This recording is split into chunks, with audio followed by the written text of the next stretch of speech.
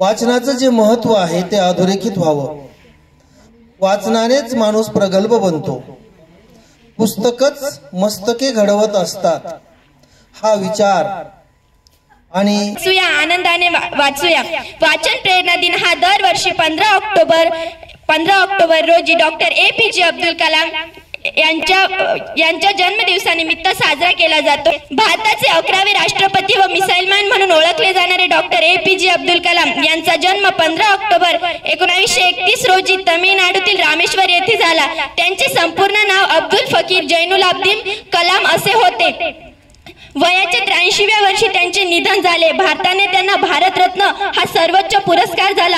आज जरी ते आपल्यात नसले तरी त्यांची एक प्रेरणा आपल्यात आहे आणि ती म्हणजे पुस्तक वाचणे. पुस्तक ही अशी एक कला आहे जी वाचण्यामुळे श्रेष्ठ होते. ती दिल्याने कमी होत नाही तर दिल्याने ती वाढते. सुंदर अशा रचना आपल्या समोर सादर करणार आहेत. सर्वांनी एकदा या बालकवींचं आहे. रोशनी रमेश. माझ्या कवितेचे नाव आहे इंद्रधनुष्य. 7ही रंग असतात ज्यात कोडे सोडवणे आहे शक्य. कला दाखवतो आपली मुलांना असा आहे हा इंद्रधनुष्य. ता ना पी ही नी पाजा असे आहेत रंग त्याच्यात. वर्षभर पाहुणी वाट पावसाळ्यात येतो आकाशात. वर्षभर पाहुणी वाट पावसाळ्यात येतो आकाशात. कला दाखवणे आपली मुलांना निघून जातो परत आकाशात. कवितेचे नाव आहे चिमणी. आयुष्य एक त्यात मैत्रीण अनेक. आयुष्य एक त्यात मैत्रीण अनेक. झाडावर राहते चिमणी नावाची ती. तांदूळ काय टाकले हट्ट धरायला लागली. तांदूळ काय टाकले हट्ट धरायला लागली. तुझ्याच हाताने खाईल अशी मला चिव म्हणू लागली. तुझ्याच हाताने खाईल अशी मला चिव म्हणू लागली. बसली घरट्यात आनंदाने घात. बसली घरट्यात आनंदाने घात. शिजलेला भात आनंदाने खात. शिजलेला भात आनंदाने खात. माझी मैत्रीण चिमणी ती जीवापेक्षा बहीण ती. माझी मैत्रीण चिमणी ती जीवापेक्षा बहीण ती. वाट पाहते माझी ती झाडावर राहते चिमणी ती. वाट आहे की पुस्तकाच्या सोबतीने जीवन आनंदाने कसा जगता येईल याचा भाव मी या कवितेतून व्यक्त करीत आहे. जीवन जगूया आनंदाने तुझ्या सोबतीने. अभ्यास करूया मनाने तुझ्या मार्गदर्शनाने. तू शिकवले शाळेत ते कामात आले जीवनात. जीवन जगूया आनंदाने तुझ्या सोबतीने. जीवन जगूया आनंदाने तुझ्या सोबतीने.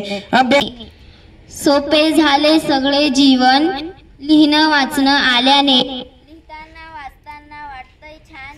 हे सर्व करताना विसरून जाते भान.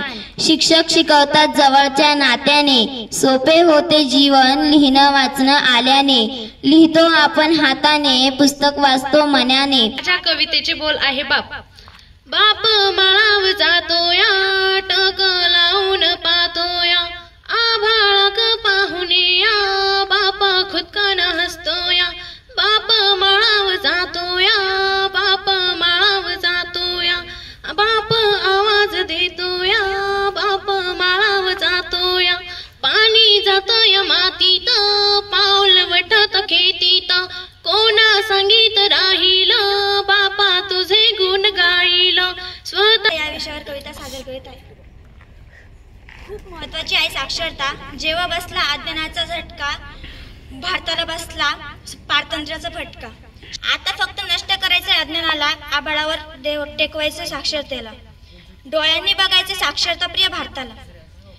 अंधश्रद्धेने भ्रष्ट केले मस्तके. आता मस्तकांना घडवतील पुस्तके. करी या विषयावर कविता सादर करीत आहे. दिवस रात्र कष्ट करतो शेतात राबराब राबतो. दिवस रात्र कष्ट करतो शेतात राबराब राबतो. असंच शेतकरी असतो. कितीही काम करतो तरी नेहमी आनंदी दिसतो. शेतात राबराब राबतो घरी येऊन निवांत झोपतो. हाडाचे काढ करतो तरी जगाचे पोट भरतो. हाडाचे काढ करतो तरी जगाचे पोट भरतो. अशा व्यक्तीलाच आपण शेतकरी म्हणतो. अशा व्यक्तीलाच आपण शेतकरी म्हणतो. जर मालाला मिळाला भाव तर शेतकरी असतो खुश आणि नाही मिळाला भाव तर बसतो गुपचूप. तर पिकले शेतात वारा लागला उन्हात हवा लागली जोरात. या सुंदर जगात या सुंदर जगात कष्ट करावे शेतात. गुरे चरता रानात मन मोकळे करावे ते या सुंदर जगात. या सुंदर जगात पत्रे वाजले जोरात, पाऊस आला जोमात, इंद्रधनु पडला त्याच्या प्रेमात. या सुंदर जगात, या सुंदर जगात ऊन पडले प्रखर, झाडाने केला हा करार, पाऊस पडावा जोरात. या सुंदर आहे झाड, झाड आहे हिरवेगार, वारा देते थंडगार. झाड आहे हिरवेगार, वारा देते थंडगार. झाडावर भरते पक्ष्यांची शाळा, मग सर्व मुले होतात गोळा. झाडाला येतात सुंदर फुले, फुले तोडायला येतात मुले. झाड देतात आपल्याला ऑक्सिजन, आपण करायला पाहिजे त्यांचे नाव आहे मैत्रीण. खऱ्या खुऱ्या गोष्टी माझ्या वाटल्या मी मैत्रिणीशी, खऱ्या खुऱ्या गोष्टी माझ्या वाटल्या मी मैत्रिणीशी. हसून खेळून राहतो आम्ही, दुसरी बहीणच ती माझी. हसून खेळून राहतो आम्ही, दुसरी बहीणच ती माझी. हवी असेल मदत तर हसत हसत करणार, भांडण झालं तर कोणाचं भलं असं बोलून गोड होणार. तिची चूक झाली तर स्वतःकडे घेणार, पण मैत्रीण आमची कायम टिकवणार. दुःख तिचे असेल तर एकमेकांमध्ये वाटून घेऊन ती आनंदात राहावी एवढेच प्रयत्न करीन. ती आनंदात. आई शब्द घेतच मन जणू निखळ पाणी खळखळ व्हावं लागते. आई उद्देश झाला की मन आनंदाने नाचूनच उठते. तिच्या इवल्याच्या हातांमध्ये किती जादू असते ना. तोंडावरून हात फिरवतात जणू आपण तिच्या खुशीतच असे जाणवते. आपण कितीही दुःखात असलो ना तरी आनंदात नेणारी ती एकमेव आईच असते. आई कशी असते? आई बाप कोणालाच नसतं त्याच्या कष्टाचं माप, कष्ट करून थकवा विसरून जातो बाप. नेहमी सारखा करतो काम, रानात जरी गाळतो घाम. मी आहे माझ्या बाबांची वाघीण, कारण तो कष्ट करतो हर एक दिन. आयुष्यभर संपत नाही त्याच्या कष्टाची रीत, शिक्षण करतो आमचे वागून धीट. येथे थाटात त्याच्या कष्टाचे धान्य, जग सोडून त्याची प्रत्येक गोष्ट आहे मान्य. सर्व दिसते त्याची स्वर्ग दिसते त्याच्या चरणी, त्याची काळजी घेते ही मायधरणी. उन्हातानात कष्टाचे पाणी करून येतो घरी घाम गाळून, स्वतःचं रक्त जळतो आभाळही त्याच्या माझ्या बापावर. झाडाला येतात पाने आणि फुले, झाडाला येतात पाने आणि फुले, ते खायला जातात सगळे मुले. झाडे असतात मोठे मोठे, झाडाला येतात फळे आणि फुले छोटे छोटे. झाडाला असतात काटे, कधी कधी फांद्या बनतात बोटे. झाडाला असतात काटे, कधी कधी फांद्या बनतात बोटे. झाडाला येतात गुलाबाची फुले, त्यापासून बनवतात माळा मुले. झाडाला जगात आलो मी होश, जीवन आनंदाने जगणार. शिक्षण माझा हक्क आहे आणि तो मी मिळवणार. मी रोज शाळेत जाणार, शिक्षा प्राप्त करणार. अभ्यासात मन लावणार, जीवनात यशस्वी होणार. शिक्षण माझा हक्क आहे आणि तो मी मिळवणार. शिक्षण माझा हक्क आहे आणि तो मी मिळवणार. धन्यवाद. खारुताई सरसर चालते, झाडावर चढते, माझी वाट पाहत राहते, ती म्हणजे खारुताई. दिवसभर माझ्या सोबत खेळते, मातीतही मळून येते. माझ्या सोबत अभ्यास करते का नाही म्हणून झोपून घेते. दिवाळीच्या वेळेस फटाक्यांना घाबरत, कशी तरी मीच तिला आवरत. मी दुःखी असले की हसवते ती, खेळायला चाल अशी हट्ट धरू लागते ती. झुलता झुलता झुलून गेले, फुलता फुलता फुलून गेले.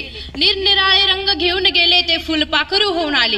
इवलेच्या शरीरात इवले इवले मन असणारे फुलपाखरू, ज्याला पाहून अलगतच वाटते जणू ते आपले मन स्पष्ट करीत आहे. हा, जरी ते इवलेशी असेल ना तरी त्याला ही इच्छा असते.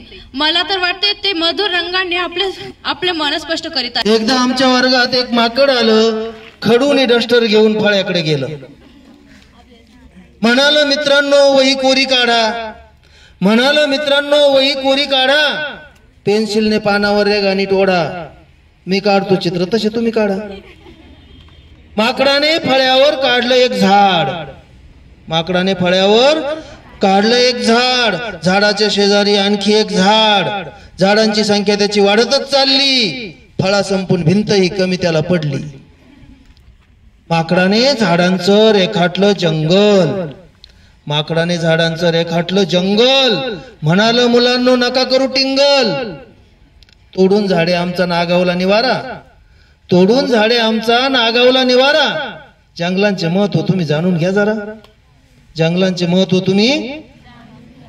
आज 15 ऑक्टोबर APJ अब्दुल कलाम यांची जयंती. या निमित्त मी कलामजी यांच्याविषयी 2-3 शब्द सांगणार आहे. APJ अब्दुल कलाम एक प्रसिद्ध शास्त्रज्ञ आणि लेखक होते. त्यांनी आपल्या देशाचे 11वे राष्ट्रपती म्हणून भारताची सेवा केली. त्यांचा जन्म 15 ऑक्टोबर 1931 रोजी रामेश्वर, तामिळनाडू येथे झाला. त्यांना लहानपणापासून रॉकेट उडवण्याची आवड होती आणि त्यांचे फायटर पायलट होण्याचे स्वप्न होते. ते नव्हे जे झोपेत पडतात, स्वप्न ते जे तुम्हाला झोपू देत नाही, स्वप्न ते जे तुम्हाला झोपू देत नाही. या तत्वाने आयुष्यभर जगणारे व भारताला जागतिक महासत्ता होण्याचे स्वप्न दाखवणारे भारताचे माजी राष्ट्रपती भारतरत्न डॉक्टर APJ अब्दुल कलाम होय.